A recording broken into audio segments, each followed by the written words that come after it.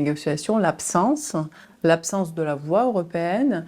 Et là, on voit Volodymyr Zelensky X fois, pour énième fois en France, pour encore une fois demander de l'argent. Et là, apparemment, les Français sont très généreux. Et là, on a 2 milliards de plus pour continuer la guerre. Comment vous expliquez cette énorme, je ne parle pas de l'échec,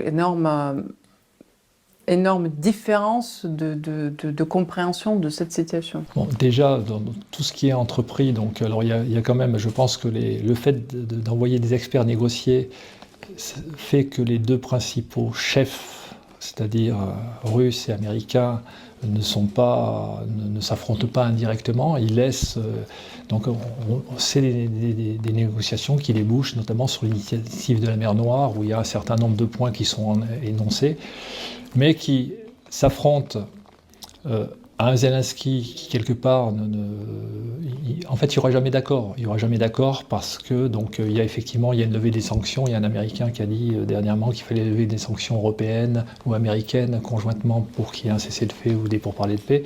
Mais, et l'Europe, Von der Leyen dit que de toute façon, si la Russie ne quitte pas les territoires ukrainiens, il n'y aura pas de levée de sanctions, sachant quand même que, alors je ne sais pas s'ils sont stupides ou pas, les territoires, les 4 oblasts sont inscrits dans la constitution russe.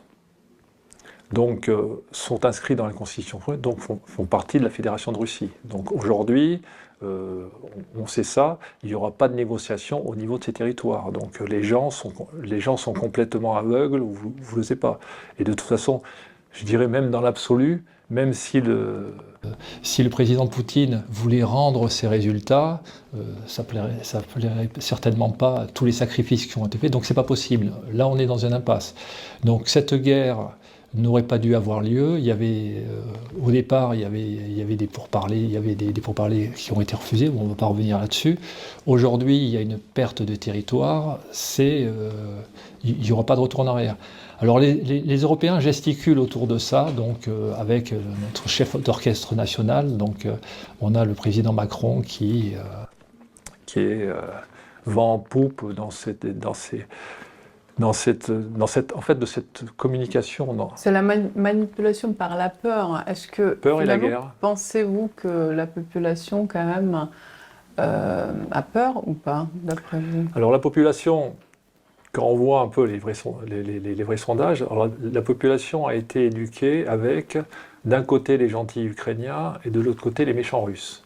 Donc à partir de là, donc ces sondages-là, le président Macron les a, donc on peut initier la guerre, on peut faire de la com au travers, sans... Et en plus, il n'y a pas de contradicteur. Alors je vais passer, au risque de me perdre, je vais revenir en arrière. Quand le président Macron dit qu'on va partager le nucléaire, mais il n'y a personne qui lui dit c'est complètement stupide, on n'en parle même pas. On n'en parle même pas, c'est pas possible. Donc il alimente en fait les médias pour les saturer. Et pour les saturer, pourquoi ? Quand on regarde la situation économique du pays. Donc je vais reprendre un proverbe chinois. Quand l'idiot regarde la guerre et Poutine, le sage montre la situation intérieure de la France.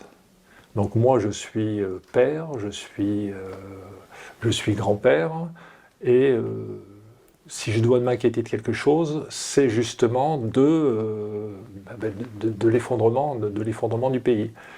Et quand je regarde plus en détail mes factures, et principalement ma facture de chauffage, je ne suis pas optimiste. Mais c'est... Donc, derrière cette situation française, il y a, parce que le grand chef d'orchestre, bon, il y a Von der Leyen, mais qui a son bras droit, et qui, on est obligé de mettre un rideau de fumée sur ce qui se passe réellement. Le président Macron, c'est comme Zelensky, il faut la guerre pour se maintenir au pouvoir, ou comme Netanyahou. Si la guerre disparaît, alors le président Macron, lui, est engagé dans une course contre la montre, c'est-à-dire jusqu'en 2027. Donc tout est bon, faire feu de tout bois. Il a un gouvernement qui est extrêmement fragile et qui, à la fin du mois de mars, risque de disparaître parce que, là on en revient sur la situation intérieure, il y a peu de probabilité que Ferrand rende Marine Le Pen éligible. donc il y aurait une censure, donc ça risque de sauter. Alors, si ça saute, ça sera autre chose. Les caisses sont vides, donc la guerre, on essaye, je crois que c'est de l'ordre, l'épargne des Français, c'est de l'ordre de 6 milliards d'euros, je crois. Il faudrait voir plus en détail. Veut drainer une partie de cette épargne pour justement, alors là, ce qui me ramène un peu à la partie économique. En 2017, quand le président Macron est devenu président, il y avait 2200 milliards de dettes. Et la France empruntait 200 milliards de dettes. Elle est obligée d'emprunter pour faire tourner le pays. Aujourd'hui, en 2025, il y a 3320 milliards de dettes. Et on va emprunter 340 milliards pour faire tourner le pays.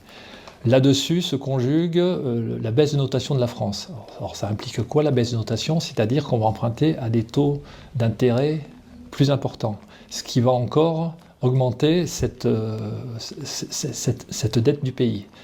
Donc cette situation-là qui en fait n'est même pas dénoncée par les politiques. Les politiques aujourd'hui sont unanimes, il faut aider l'Ukraine contre la Russie. Mais avant d'aider l'Ukraine contre la Russie, il faudrait peut-être s'occuper de la situation intérieure de la France.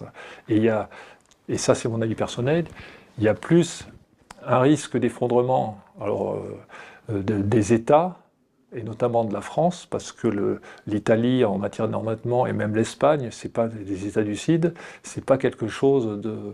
Alors les gens vont vous dire, les belles âmes vont dire, oui mais on a 3300 milliards de dettes, mais on remboursera jamais. Oui mais des intérêts de la dette.